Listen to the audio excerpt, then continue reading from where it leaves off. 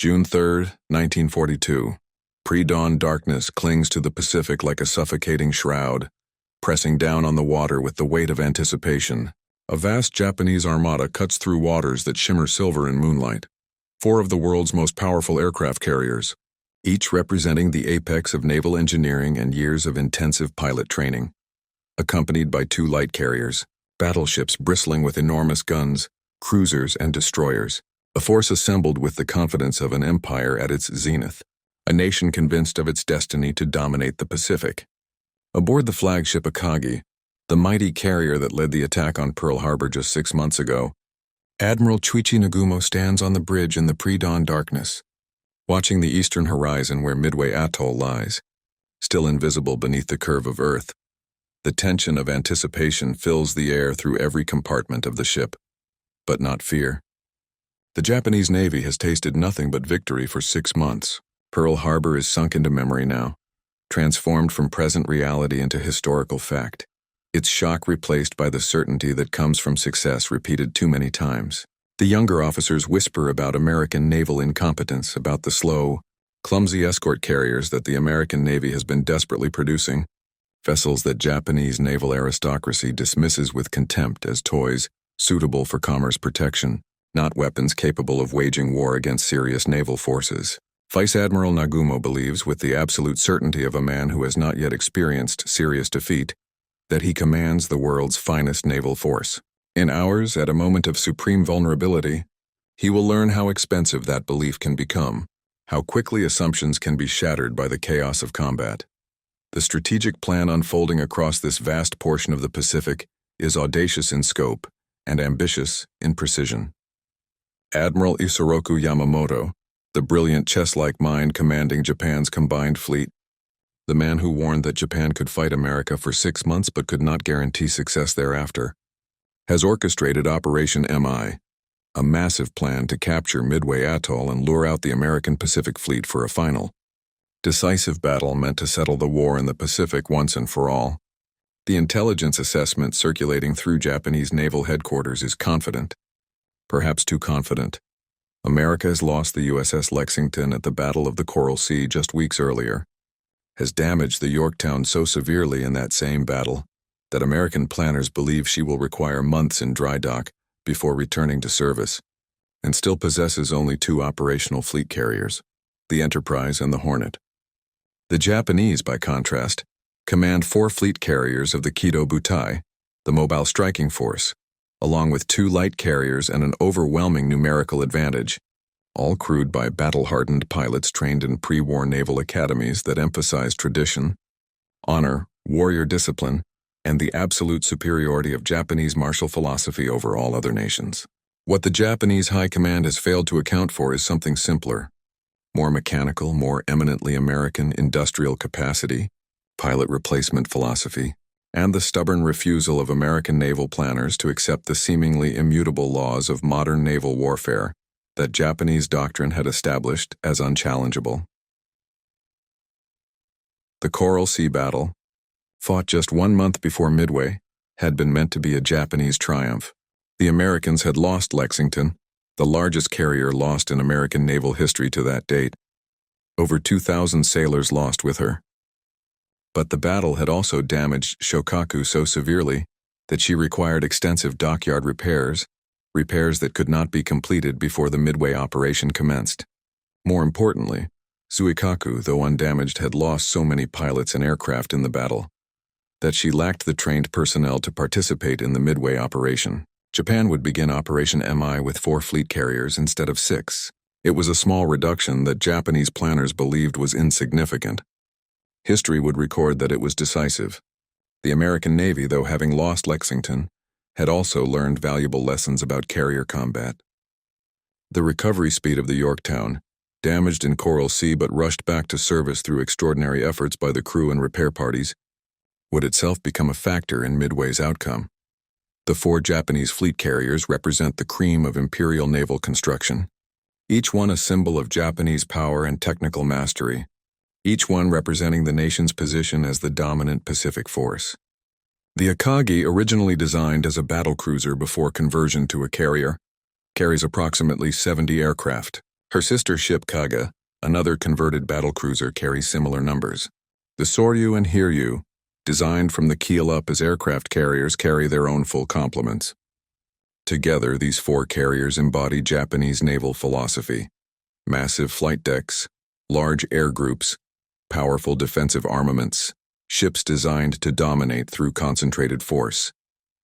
Their pilots are veterans of the Chinese campaign stretching back to 1937, the invasion of French Indochina, the devastation of Pearl Harbor, the conquest of the Philippines, the victories at Wake Island, and the Dutch East Indies. They have lived war as a continuous experience, refined their combat skills in actual combat against enemies they believe lack the sophistication to pose a serious threat.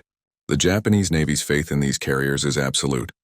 Officers speak of them with reverence bordering on religious fervor. Sailors trust them with their lives without hesitation. The idea that American industrial production could possibly match Japanese quality seems almost laughable to Japanese naval planners studying production statistics. Quality, after all, requires precision, requires craft, requires the kind of meticulous attention to detail and traditional manufacturing expertise that America lacks. Japan has always beaten enemies through superior training and superior discipline and superior martial spirit. Why should industrial capacity matter when these more fundamental factors have proven decisive since the beginning of warfare? But in those same pre-dawn hours on June 3rd, hundreds of miles to the east of the Japanese armada, American carrier task forces are moving silently into position with deliberate precision. Admiral Chester Nimitz, commanding the U.S. Pacific Fleet from his headquarters at Pearl Harbor, has done something that seems almost impossible from the perspective of established military doctrine. He has known about the Japanese operation for weeks, not through rumors, not through lucky scouting, not through diplomatic intelligence, but through cryptanalysis, through codebreakers working at Station Hypo in Hawaii, who have intercepted Japanese naval communications, decoded them with meticulous care, and revealed the entire Japanese order of battle, including force composition, intended objectives, and timing. Yamamoto had planned an elaborate deception, dispersing his forces across vast distances, a demonstration force attacking the Aleutian Islands to the north, the main striking force concentrated at Midway, support vessels spread across thousands of miles of ocean. He had calculated that this dispersion would create overwhelming local firepower at the crucial moment, while preventing American counterattack at secondary objectives. But Nimitz, armed with this knowledge of Japanese intentions, has done something else that violates conventional military wisdom. He has refused to panic despite facing an enemy with superior numbers. 3 American fleet carriers, the Enterprise, the Hornet, and the damaged but rapidly repaired Yorktown, are positioned northeast of Midway, forming Task Force 16 and Task Force 17. They are outnumbered in terms of total carrier tonnage, outgunned by Japanese firepower, carrying fewer total aircraft, crewed by pilots with less combat experience and less continuous combat operations. Yet Nimitz has placed them precisely where they can exploit the moment, when the Japanese will be most vulnerable. The escort carriers, the Japanese Admirals, mock with barely concealed contempt an officer. Clubs and Naval Academy lectures have not yet arrived at Midway in significant numbers. At this moment in early June 1942, they are still being constructed in American shipyards, still being commissioned into active service, still being outfitted with aircraft and trained crews. The Japanese dismissal of escort carriers is understandable from the perspective of traditional naval doctrine. They are slow, capable of only 19 to 20 knots compared to the 30 knots of fleet carriers. They carry fewer than 30 aircraft compared to the 100-plus aircraft complement of fleet carriers. They are lightly armed, carrying minimal anti-aircraft armament compared to fleet carriers. They are designed specifically for convoy protection, for trade route defense, for operations involving slow merchant and transport vessels. They are not designed for decisive fleet battles. Japanese naval doctrine, refined over decades through extensive study of Mahanian theory, and refined through years of officer training at the Japanese Naval Academy and War College, holds that naval warfare is decided by heavy ships in close quarters, by battles of maneuvering and concentrated firepower, by aircraft from large carrier formations engaging in coordinated strikes. Light, fast ships are useful for screening and reconnaissance, but the real work of naval warfare belongs to capital ships and fleet carriers with powerful air groups. Escort carriers seem to Japanese professional officers to be an embarrassment, a waste of resources, a symbol of American industrial excess directed toward inferior designs. What the Japanese Navy fails to understand is that the escort carrier is not a diminished fleet carrier. It is something altogether different, representing a fundamentally different philosophy of naval warfare.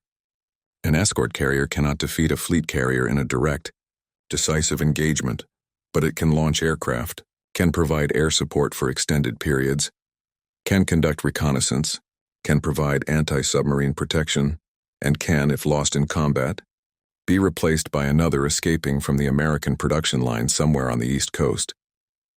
By 1944, American shipyards will produce 50 Casablanca-class escort carriers alone, vessels that can be constructed in less than a year each with standardized designs and mass production techniques that require minimal crew training because of their relative simplicity compared to fleet carriers, and that embody a different answer to the fundamental question of how to project naval power. But in June 1942, they barely exist in operational numbers, and Japanese admirals mock them with the confidence of men who have never considered the possibility that American mass production might someday overwhelm Japanese quality. Through sheer volume and adaptability, the morning of June 4th, the collision occurs, and history pivots on its hinge. Japanese planes strike Midway Atoll at dawn in a coordinated formation, the attackers emerging from clouds with the precision of a force that has rehearsed this attack dozens of times, ready to rain bombs and bullets on the American installations. The defenders endure the assault with courage born partly of desperation, pilots scrambling into Wildcat fighters with barely enough time to reach operational altitude, anti-aircraft crews throwing up desperate fire with training that is adequate but not exceptional, young sailors manning guns with more courage than combat experience. The damage from the Japanese bombing run is disappointing to Japanese commanders watching reports arrive from returning pilots.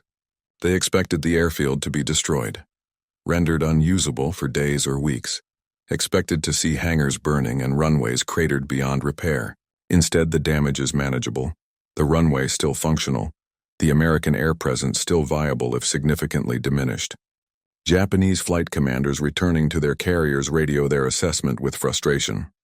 Another strike will be necessary to neutralize Midway's defenses completely and render the island incapable of supporting flight operations. Admiral Nagumo, monitoring these reports from the Akagi's Combat Information Center, makes a decision that will echo through the rest of his life with mounting anguish. The reserve aircraft currently, armed with anti-ship ordnance, the weapons loaded and positioned for strikes against American naval vessels, will be rearmed with bombs suitable for ground attack against the island installations. The decision is logical, reasonable given the information available, utterly understandable from a tactical perspective, and ultimately fatal to Japanese hopes for victory at Midway, for at the precise moment when Japanese mechanics are unloading anti-ship torpedoes and bombs from aircraft and replacing them with general-purpose bombs for ground attack, when Japanese flight decks are cluttered with aircraft in the process of rearming, when Japanese hangars are packed with munitions being redistributed between ordnance types, when the entire Japanese carrier force is absorbed in this critical transition from one mission profile to another, American carrier task forces launch their strike aircraft into the air.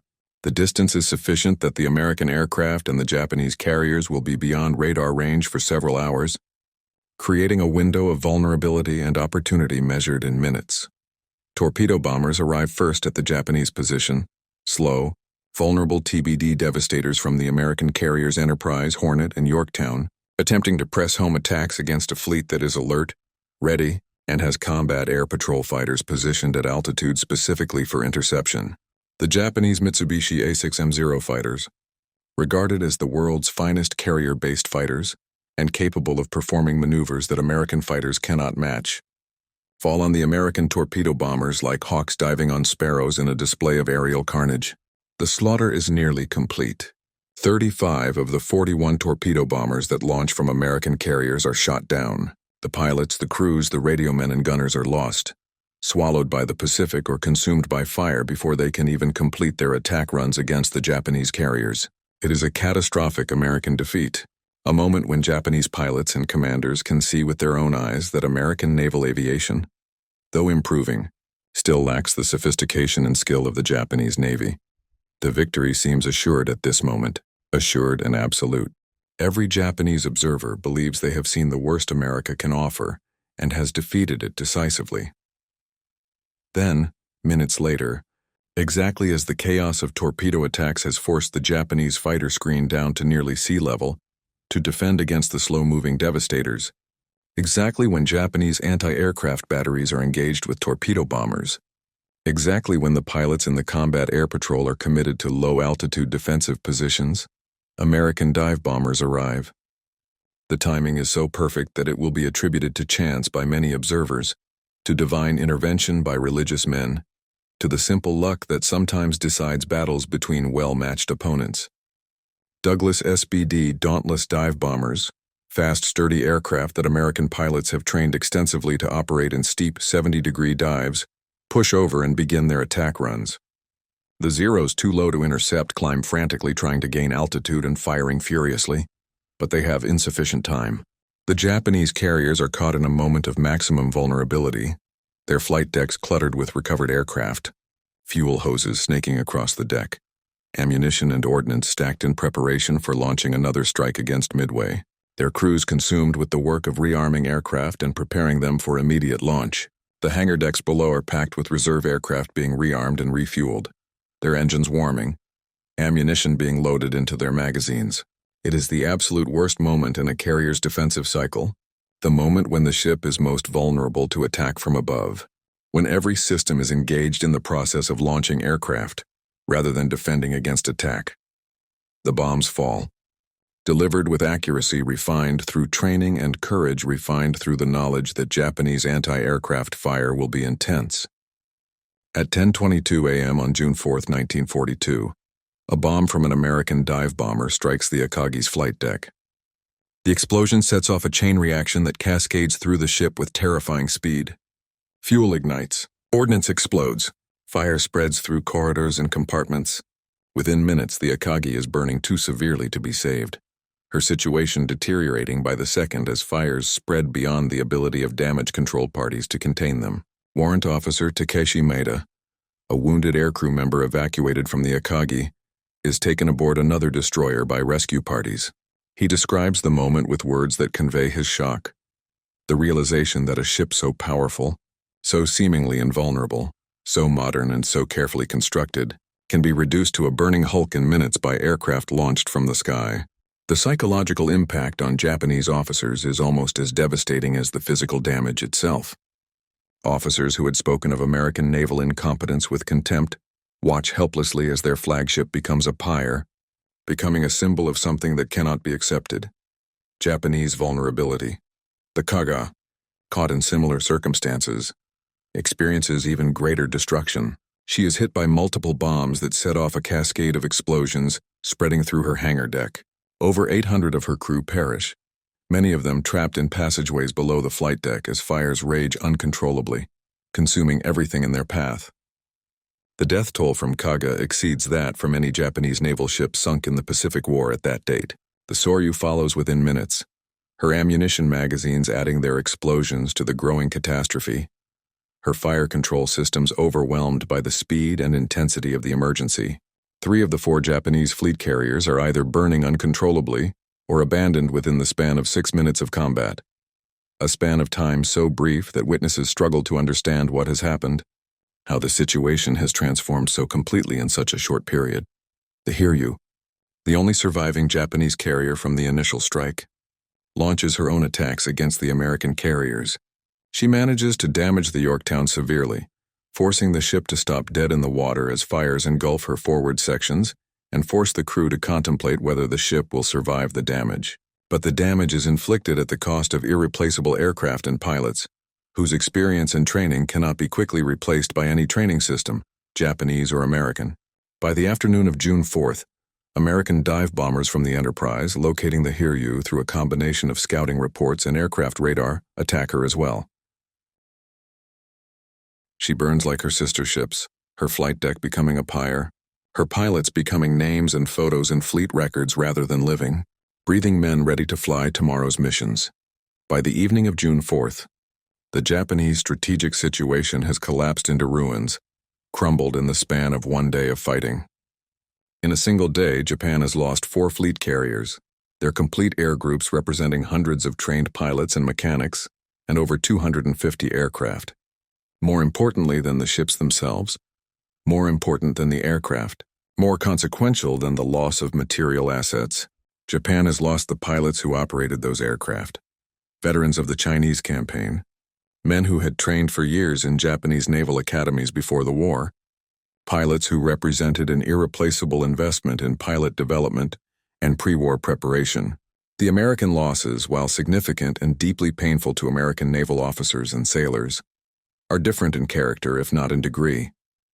The Yorktown is lost on June 7th after being torpedoed while under tow, a loss that represents a setback, a blow to American naval power, but not a crippling blow.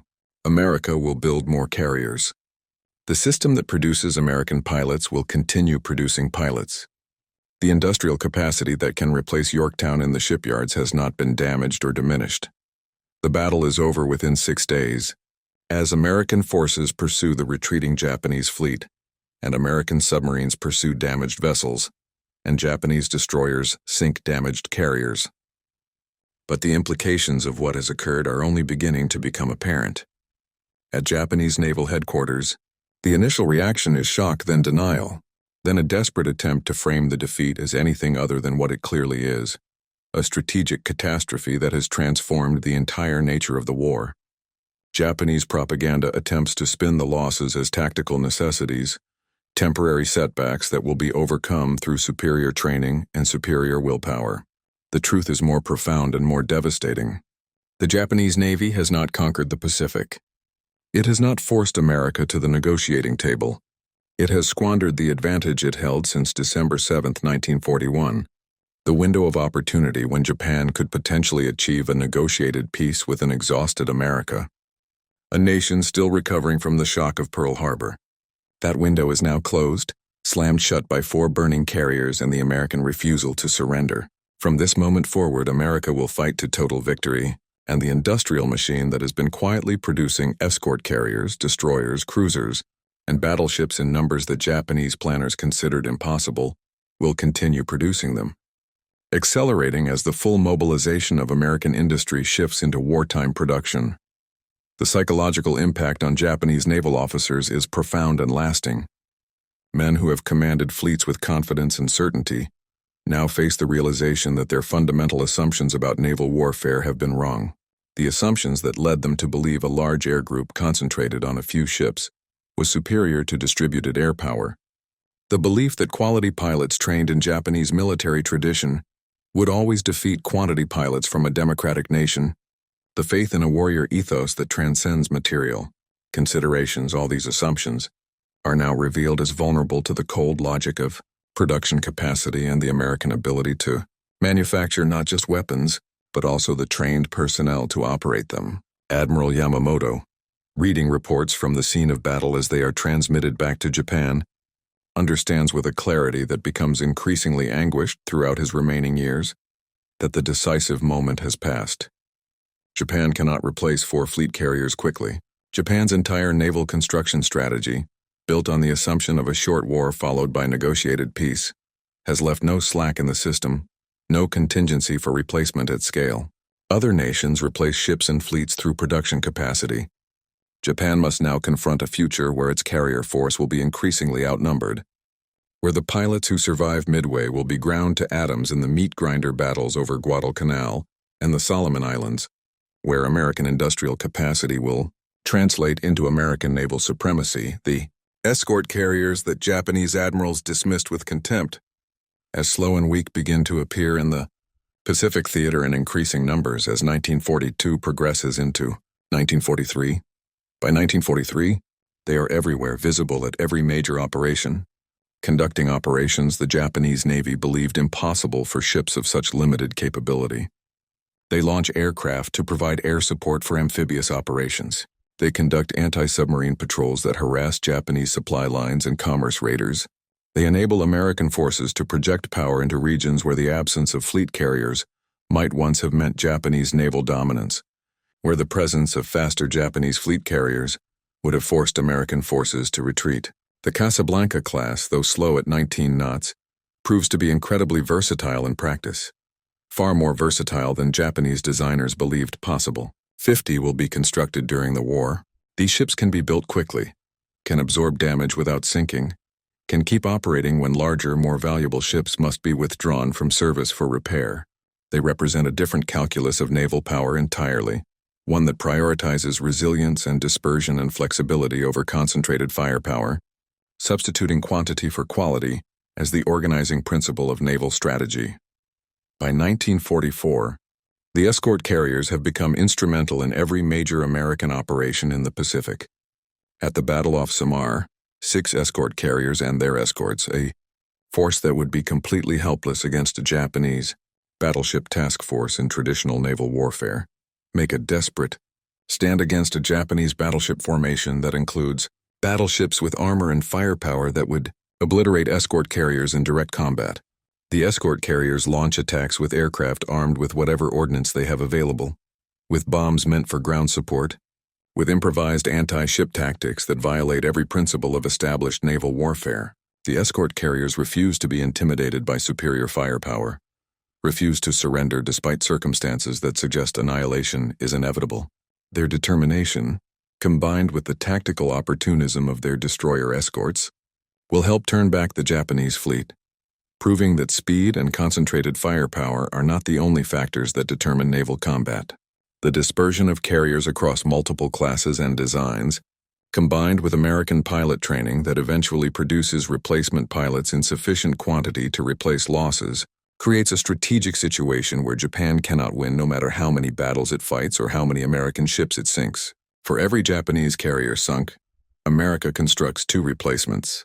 For every Japanese pilot killed in action, America eventually produces a trained replacement who, while perhaps less experienced than his Japanese counterpart in terms of individual flying hours, is part of a system that ensures American naval aviation can sustain losses and continue fighting. The contrast between American and Japanese pilot replacement systems becomes increasingly apparent as the months progress from 1942 into 1943 and beyond. Japan's pilot training program is built on the fundamental assumption of peacetime expansion. Train a certain number of pilots each year, gradually increase the force over decades, rely on a warrior ethos that emphasizes quality over quantity, rely on the culture of military discipline to sustain morale and motivation. Japanese pilots who survive combat are kept at their operational posts, continuing to fly missions until they are wounded, killed, or promoted to positions where they can no longer fly. The theory, embraced by Japanese naval leadership, is that combat experience is absolutely irreplaceable, that removing experienced pilots from frontline units to serve as training cadre represents a waste of valuable expertise that cannot be recreated. The reality as the war progresses is catastrophic. Pilots lost to combat cannot be quickly replaced because the training pipeline has not been expanded to accommodate large-scale replacement. Experienced pilots cannot be withdrawn from combat to train new pilots because doing so would reduce the combat strength of units already struggling to maintain aircraft strength. The system grinds forward at constant velocity until a single catastrophic loss, like Midway, exceeds the production system's capacity to replace pilot losses. The system then never recovers because it was not designed to handle large-scale replacement of casualties. America approaches pilot training differently, with assumptions born from industrial philosophy rather than warrior tradition. American pilots who survive combat are often rotated back to training duties after completing a certain number of combat missions. Experienced pilots teach new pilots, passing on tactics learned through bitter experience, sharing lessons about Japanese fighter capabilities, reducing the learning curve for new aviators who would otherwise arrive at operational squadrons, knowing aircraft systems but lacking understanding of actual combat. American training is extensive in a way that seems wasteful to Japanese observers. New pilots arrive at operational squadrons with hundreds of hours of flight training already complete, with simulator experience, with thorough indoctrination in American tactical doctrine and American understanding of naval warfare. The system is deliberately designed to produce pilots in quantity, with the understanding that American production capacity will always ensure a supply of aircraft to fly and replacement pilots to crew them. The contrast is not immediately apparent in 1942, when Japanese pilots are still highly trained and enthusiastic, when the attrition of American pilots is offset by geographic proximity to home bases and rescue by surface vessels. But by 1943 and 1944, the contrast becomes stark and undeniable. Japan fights its first major defeats not because Japanese pilots are suddenly bad or inferior, not because Japanese aircraft are suddenly deficient, but because the system producing replacement pilots cannot keep pace with losses. American pilots multiply in the theater of war like an infestation that cannot be contained. By 1944, American pilot quality, which was markedly inferior to Japanese quality in 1941 and 1942, has actually surpassed Japanese quality simply because American pilots have flight hours, they have combat experience accumulated across entire campaigns, and they are not worn down by continuous operations without relief. The battles after Midway demonstrate this principle repeatedly and convincingly. At Guadalcanal, beginning in August 1942, Japanese naval forces conduct a series of operations attempting to neutralize the American presence on the island and retake what was supposed to be a simple consolidation of Japanese territorial gains. Instead, the campaign becomes a meat grinder of attrition that will continue for months. Japanese veteran pilots are lost in skies over the Solomon Islands, lost in air combat, lost to mechanical failure, lost to accidents, lost at a rate that exceeds the training pipeline's ability to replace them.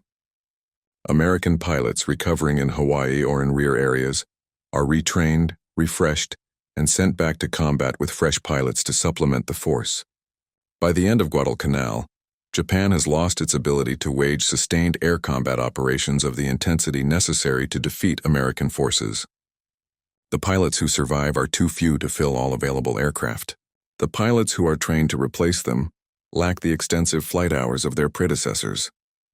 Japan's naval air force, which seemed invincible in December 1941, has been bled white by attrition. Not because American pilots are suddenly better, not because American pilots have suddenly evolved into superior aviators, but because there are more of them, and the system producing them cannot be stopped or slowed. The Battle of the Philippine Sea in June 1944, exactly 2 years after Midway, crystallizes the extent to which American advantages have grown and crystallizes the extent to which Japanese disadvantages have become unbridgeable. Japanese carriers attempt to contest American operations in the Mariana Islands. The Japanese aircraft force is large on paper, with hundreds of aircraft available for operations, but in reality, it has been devastated by 2 years of continuous operations and critically inadequate pilot replacement rates. American fighters, now crewed by pilots with hundreds of combat hours accumulating over multiple campaigns, encounter Japanese aircraft flown by pilots with minimal training. New graduates of a pilot training system so depleted that students cannot even be trained to land on moving aircraft carriers before being sent to operational units. The battle is described by American pilots as the Great Marianas Turkey Shoot, a term that captures the one-sided nature of the aerial combat. Over 300 Japanese aircraft are shot down against fewer than 30 American aircraft lost. It is not a battle. It is a slaughter, a demonstration of the principle that mass production of competent pilots, supported by industrial capacity, will eventually overwhelm quality pilots operating within an exhausted system. Midway was the turning point in the Pacific War, but not because of naval tactics or the brilliance of American commanders compared to Japanese commanders. Nimitz was competent but no more brilliant than Yamamoto. The American dive bombers were no better in design than Japanese aircraft. The difference was fundamentally structural, fundamentally strategic, fundamentally rooted in the economic systems that supported each nation's war effort. Midway revealed that America was willing to accept the loss of ships and aircraft that Japan considered irreplaceable. Midway revealed that American industrial capacity could produce replacements faster than Japan could rebuild its forces. Midway revealed that Japanese assumptions about naval warfare, the cult of concentrated firepower, the belief that quality would always overcome quantity, the faith in a warrior ethos that transcends material considerations were vulnerable to the cold logic of production capacity and the American ability to manufacture not just weapons, but also the trained personnel to operate them, the Escort, carriers that Japanese admirals mocked for their slowness, and light construction became increasingly important to American naval strategy as the war progressed. They were cheap to build, affordable to lose, and could be quickly replaced by subsequent ships emerging from the shipyards. They enabled American forces to conduct operations in multiple locations simultaneously, to project air power across vast distances, and to sustain operations that larger, more valuable carriers could not support without jeopardizing their future availability. By war's end, American carriers would include numerous escort carriers operating alongside fleet carriers and light carriers, a distributed force that could absorb losses and continue fighting, as if the losses were irrelevant. Japanese naval strategy, committed to the idea that wars are won by concentrating firepower in decisive battles and by the superior training of personnel, proved to be strategically bankrupt against an enemy that preferred to disperse forces, absorb losses, and simply field more ships. In the aftermath of Midway, Japanese naval planners attempt to rebuild the carrier force. New ships are constructed. The Zuikaku eventually returns to service and continues fighting.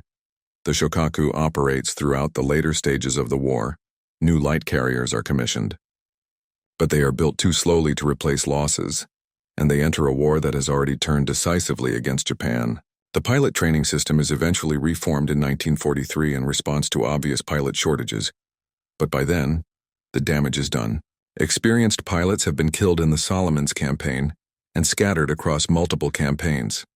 The pool of potential replacement pilots has been depleted by combat losses that now exceed the training pipeline's production capacity. Japanese aircraft designs, which were state-of-the-art in 1941, and which represented the cutting edge of aircraft design, begin to fall behind American designs by 1943 as American manufacturing innovates and improves aircraft design based on combat experience and operating feedback.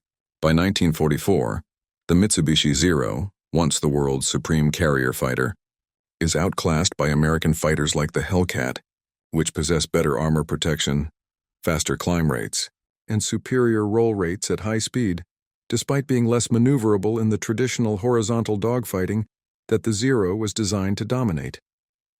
The lessons of Midway extend far beyond naval warfare. The battle demonstrated that war in the industrial age is fundamentally a contest of production capacity, training systems, and the ability to sustain losses.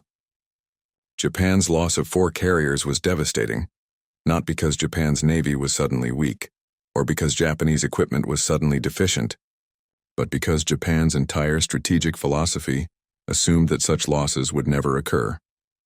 The Japanese Navy had no contingency for losing carriers at the rate America could build them. Japan's industrial capacity could not match American production on any significant metric. Japan's pilot training system could not produce replacement pilots faster than they were being killed in combat. Japan's entire national strategy was premised on short war, decisive victory in a single climactic battle, and negotiated peace. Midway closed all these options simultaneously, barring the door on Japan's dreams of a negotiated settlement and forcing Japan into a grinding war of attrition it could never win. For the remainder of the war, Japan fights with the knowledge that defeat is inevitable, unless America can somehow be convinced to negotiate peace. But America will not negotiate. The industrial machine grinds forward with relentless efficiency. More ships are built. More pilots are trained. More escort carriers are constructed and sent to the Pacific, where they prove more useful than Japanese officers believed possible. The slow, weak carriers that were mocked in Japanese officer clubs become the template for post-war naval forces around the world. Every nation that emerged from World War II recognizing the power of naval aviation adopted the concept of the escort carrier, the light carrier, the idea that multiple smaller carriers offering distributed firepower and resilience were superior to battleships or heavily armored capital ships that represented single points of failure. The strategic problem Japan faced after Midway was not tactical but systemic. The Japanese Navy needed to replace 4 fleet carriers, massive ships requiring years of construction, billions of yen in materials, and enormous skilled labor forces. American shipyards could produce equivalent tonnage and fleet carriers in less time than Japan could design and build a single replacement carrier. The Essex-class carriers, designed before the war and already under construction when Pearl Harbor was attacked, would be produced at rates that seemed impossible to Japanese observers.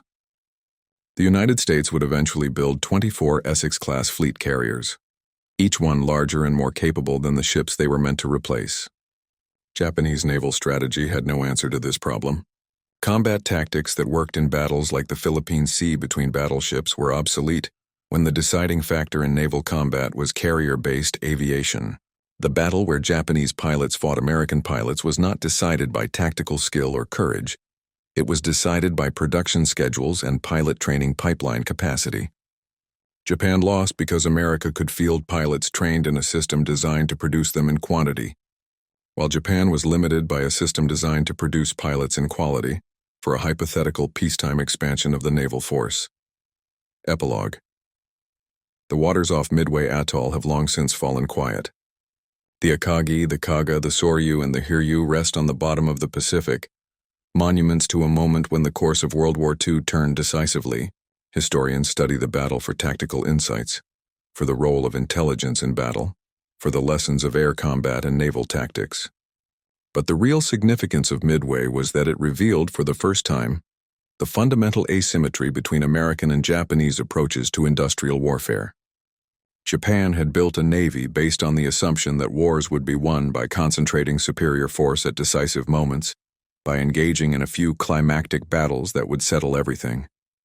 America had built a system based on the assumption that wars would be won by producing more ships, more aircraft, more pilots than the enemy could replace. Midway proved that America's assumption was correct. From that day forward, Japan fought in the knowledge that it was losing an economic war it could never win. The slow, weak escort carriers that were mocked by Japanese admirals became the slow, steady grinding wheel that wore down Japanese naval power, not through tactical brilliance but through the simple fact that America could build 50 of them before Japan could build one fleet carrier to replace the losses at Midway. The battle was not won by better tactics or more courageous pilots. It was won by better production numbers and better training systems. It was won by the American way of war. Overwhelming industrial capacity and distributed firepower overcoming concentrated force and rigid doctrine. In the decades after the war, naval forces around the world would learn from this lesson, designing carrier forces that emphasized multiple carriers over single supercarriers, emphasizing resilience over concentration of power. The escort carrier was not mocked anymore. It was copied, studied, and embraced as the template for the future. The slow, weak carriers that Japanese admirals had dismissed became the most important ships in the modern Navy, because they embodied the principle that had won at Midway, that in industrial warfare, more is better than perfect and resilience is superior to concentration, and the ability to replace losses matters more than the capability of any single unit.